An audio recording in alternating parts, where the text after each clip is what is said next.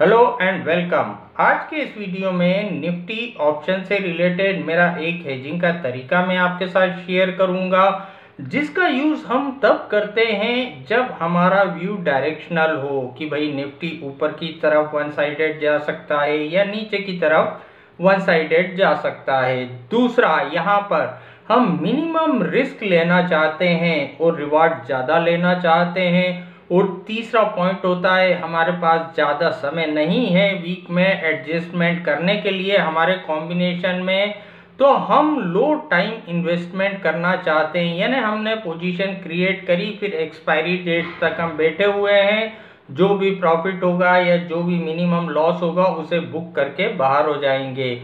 तो यहाँ पर इस हेजिंग को हम प्रॉपरली समझेंगे, एक्चुअल नंबर के साथ समझेंगे, यहाँ पर सिस्टम पे जाके समझेंगे। तो अगर इस वीडियो को आप आखिरी तक देखते हैं तो डेफिनेटली काफ़ी अच्छा बेनिफिट आपको मिल सकता है। तो चलिए अब हम सिस्टम पे चलते हैं इस कॉम्बिनेशन को समझने के लिए। तो यहाँ पर हम NSE इंडिया की ऑप्शन चेन के पेज पर आ गए हैं।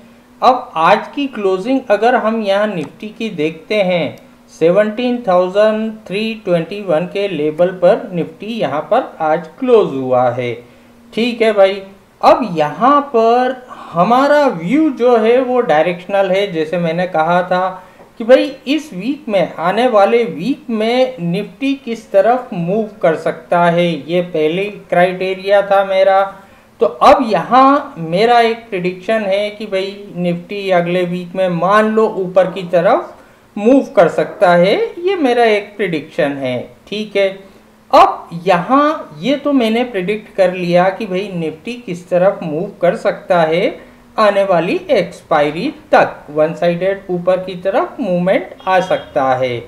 अब यहाँ पर अगर वन साइडेड ऊपर की तरफ मूवमेंट की मुझे पॉसिबिलिटी लगती है तो हम क्या कॉम्बिनेशन क्रिएट करते हैं, हम यहाँ पर नियर स्ट्राइक प्राइस के ITM पुट ऑप्शन को राइट करते हैं और फॉर स्ट्राइक प्राइस के ITM पुट ऑप्शन को बाय करते हैं। यहाँ पर हम स्क्रीन पे इसको समझेंगे डिटेल में। उसी तरीके से अगर मेरा व्यू यहाँ पर है कि मार्केट इस वीक में बेरिश हो सकता है, नीचे की तरफ बड़ी गिरावट आ सकती है, तो यहाँ पर हम नियर स्ट्राइक प्राइस के ITM कॉल ऑप्शन को बाय करते हैं और फॉर स्ट्राइक प्राइस के ITM कॉल ऑप्शन को यहाँ पर हम राइट करते हैं। तो ये तो हुई बेसिक बातें। अब यहाँ पर हम ऑप्स्ट्रा पे जाके स्ट्रेटेजी बिल्डर में इस चीज़ को समझते हैं।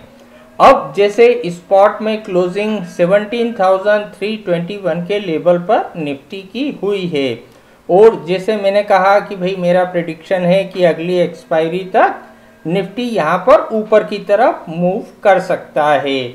निफ्टी यहाँ पर 17,600 के ऊपर इसकी एक्सपायरी होगी, यहाँ से 300-400 पॉइंट ऊपर की तरफ निफ्टी बढ़ सकता है, ये मेरा एक प्रेडिक्शन है। ठीक है, अब जैसे मैंने कहा मेरा प्रेडिक्शन है मार्केट बुलिश हो सकता है, तो मैं नियर स्ट्राइक प्राइस के ITM यहाँ पर पुट ऑप्शन को बाय करूँगा। ठीक है, और मेरा व्यू क्या है कि भाई निफ्टी 17,600 के ऊपर यहाँ पर एक्सपायरी होगी इसकी, ये मेरा एक व्यू है। अब अगर 17,600 स्ट्राइक प्राइस के पुट ऑप्शन की मैं बात करूँ तो 17,600 स्ट्राइक प्राइस का पुट ऑप्शन एट प्रेजेंट चल रहा है 282 के आसपास। तो यहाँ पर इसको मैंने एक लॉट यहाँ पर बाय करा। ठीक है, अब यहाँ फॉर स्ट्राइक प्राइस, उसके बाद वाला स्ट्राइक प्राइस, दूर का स्ट्राइक प्राइस, यानी 17,700 स्ट्राइक प्राइस का जो पुट ऑप्शन है उसको यहाँ पर मैं राइट करूँगा। तो 17,700 स्ट्राइक प्राइस का यहाँ हम राउंड फिगर में ले रहे हैं। 17,700 स्ट्राइक प्राइस का पुट ऑप्शन का प्राइस चल रहा है 375 के आसपास एट प्रेजेंट जो क्लोजिंग हुई है। अब इसका यहाँ पर एक लॉट यहाँ पर मैंने सेल कर दिया। अब मेरा व्यू है मार्केट ऊपर की तरफ वन साइडेड जाएगा, एक्सपायरी 17,600 के ऊपर जाके कहीं होगी। तो ये व्यू के कारण मैंने ये पोजीशन को क्रिएट करा है।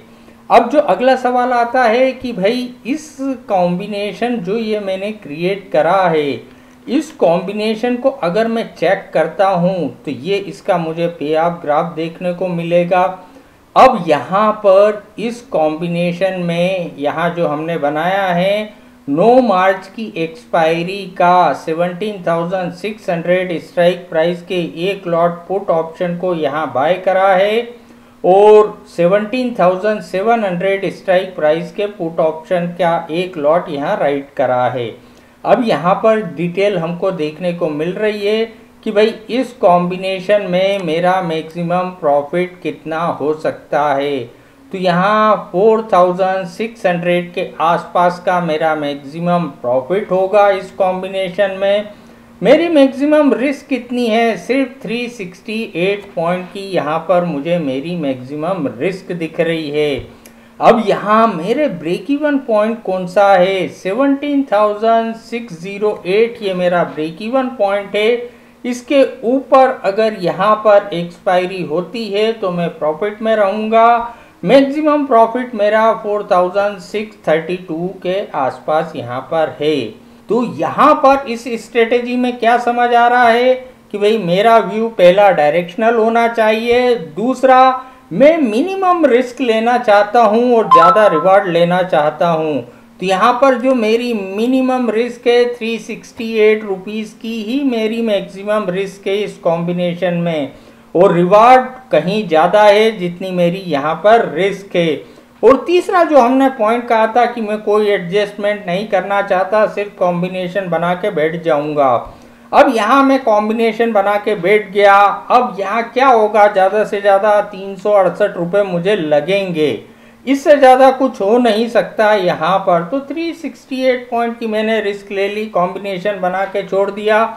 अब ठीक है, एक्सपायरी के दिन में जाके चेक कर लूँगा क्या मिल रहा है या मुझे यहाँ पर क्या लग रहा है। तो यहाँ मेरा लो टाइम इन्वेस्टमेंट हुआ। अब यहाँ पर जो हमको प्रोबेबिलिटी देखने को मिल रही है 17% की हमको यहाँ पर प्रोबेबिलिटी देखने को मिल रही है कि भाई यहाँ प्रोबेबिलिटी 17% की हमको देखने को मिल रही है। और यहाँ पर जो हमारा रिक्वायर्ड मार्जिन हमको देखने को मिल रहा है सिर्फ 22,000 के आसपास। इस कॉम्बिनेशन में हमको जो मार्जिन ब्लॉक होगा वो यहाँ पर होगा।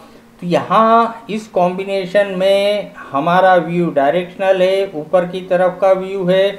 अगर हमारा व्यू ऊपर की तरफ है तो नियर स्ट्राइक प्राइस के ITM पुट ऑप्शन को यहाँ पर हम बाय करते हैं और फॉर स्ट्राइक प्राइस के पुट ऑप्शन को यहाँ पर हम राइट करते हैं। वैसे ही अगर हमारा व्यू बेयरिश है कि मार्केट में वन साइडेड बड़ी गिरावट हो सकती है तो नियर स्ट्राइक प्राइस के ITM कॉल ऑप्शन को हम बाय करके फॉर स्ट्राइक प्राइस के ITM कॉल ऑप्शन को यहाँ पर हम राइट करते हैं। अब यहाँ प्रोबेबिलिटी जैसे 17% हमको दिख रही है। तो यहाँ एक चीज़ आपको हमेशा ध्यान रखना चाहिए कि यहाँ अगर हम थोड़ी सी हमारी रिस्क को बढ़ाते हैं तो वहाँ पर प्रोबेबिलिटी ऑटोमेटिक यहाँ बढ़ती जाती है। जैसे जैसे हम लो रिस्क की तरफ जाते हैं प्रोबेबिलिटी यहाँ कम होती जाती है।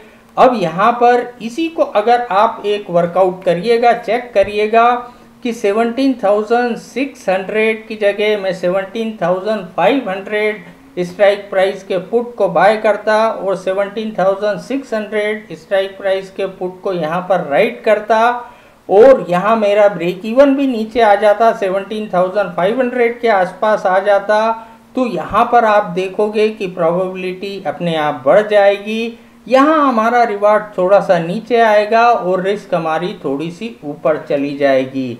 तो इस तरीके से यहाँ पर वर्कआउट करिएगा। अब यहाँ पर अगर आप हेजिंग से रिलेटेड अलग अलग कॉम्बिनेशन सीखना चाहते हैं, एडजस्टमेंट सीखना चाहते हैं, कैलकुलेशन सीखना चाहते हैं, वो भी मैन्युअली बिना किसी सॉफ्टवेयर की हेल्प के, जैसे यहाँ तो सब लिखा आ गया, maximum profit, maximum risk, break even point, लेकिन ये आए तो आए कैसे, ये हमको आना चाहिए।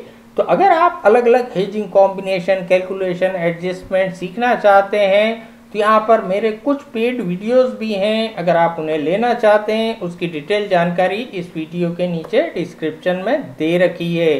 तो आज के वीडियो में इतना ही। उम्मीद है ये वीडियो आपको पसंद आया होगा। वीडियो अगर पसंद आया हो तो वीडियो को लाइक करना ना भूलें, ज़्यादा से ज़्यादा इसको शेयर करें। और अगर आपका हेजिंग से रिलेटेड कंटेंट सुनने में इंटरेस्ट है तो इस चैनल को आज ही सब्सक्राइब कीजिएगा, क्योंकि आने वाले दिनों में हेजिंग से रिलेटेड काफ़ी अच्छे कंटेंट मैं अपलोड करने वाला हूँ। Thank you.